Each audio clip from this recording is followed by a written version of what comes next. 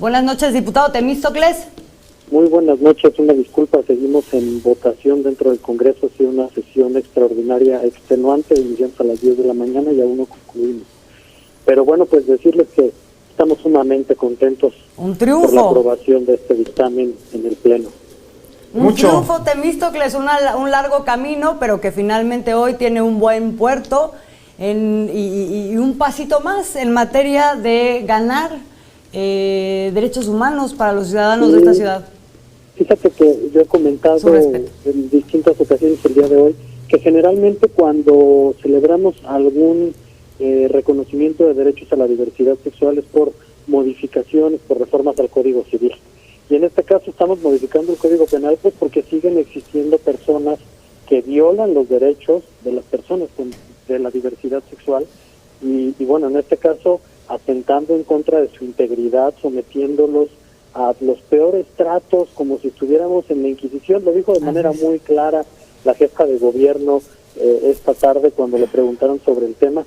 Y es que pareciera que en esta época, en el siglo XXI, ya no existen esos problemas, pero no, resulta que aún hay grupos ultraconservadores que promueven un discurso de odio, que creen que una persona elige ser gay, ser lesbiana, ser bisexual o ser trans.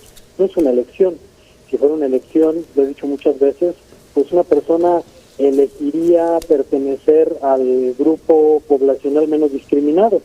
Es simple y sencillamente una condición humana que no se puede alterar, no existe evidencia científica de que se pueda alterar. Y fíjate, contrario además a lo que difunden, que este tipo de iniciativas atentan contra las familias, pues yo te diría, este tipo de leyes logran blindar a las familias de una ruptura en el mediano o largo plazo cuando un integrante de estas padece un tipo de terapia como la Secocid, porque son obligados por la propia familia y tarde o temprano acaban recriminándole a la familia que los enviaron a este lugar, que no lograron su objetivo, pero que además padecieron tales tratos que acaban viviendo con muchos trastornos derivados de estrés postraumático. Eso sí está acreditado por la ciencia, por la medicina, los padecimientos médicos y psicológicos que tienen las personas que son sometidas a este tipo de terapias. Y bueno, pues estamos hablando de 2 a 5 años de prisión, se persigue por querella, y lo que se reconoce como delito es cuando la persona es obligada o cuando en estos ejercicios se hace uso de violencia. Y cuando además se somete a personas menores de 18 años, se persigue por oficio. Y la sanción puede incrementarse hasta en un 50%. ¿Se puede perseguir a las familias que sometan a sus hijos a una terapia como esta?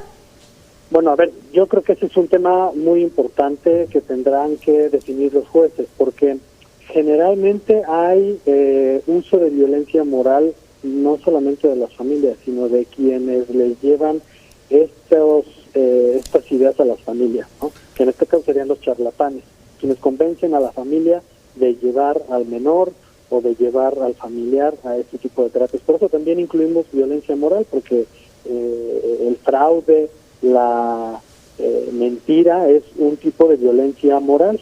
Y bueno, pues una cosa que también es interesante identificar es la necesidad de educación formal de la sexualidad, porque si todos fuéramos formados en la sexualidad, nadie tendría prejuicios en contra de la diversidad sexual y nadie caería en este tipo de charlatanería. Por eso es importante reconocer lo que logró el Congreso de la Unión el año pasado con el reconocimiento constitucional de la educación formal de la sexualidad. Por supuesto que ese avance se verá reflejado en el mediano y largo plazo, no en lo inmediato, pero en lo inmediato tenemos que lograr frenar estos ejercicios y si es a través del Código Penal me parece que es absolutamente adecuado. Pues una ley absolutamente necesaria para seguir ganando derechos en la Ciudad de México. Temístocles Villanueva, qué gusto saludarte, muchas gracias por acompañarnos. Te mando un abrazo. Platicar con ustedes.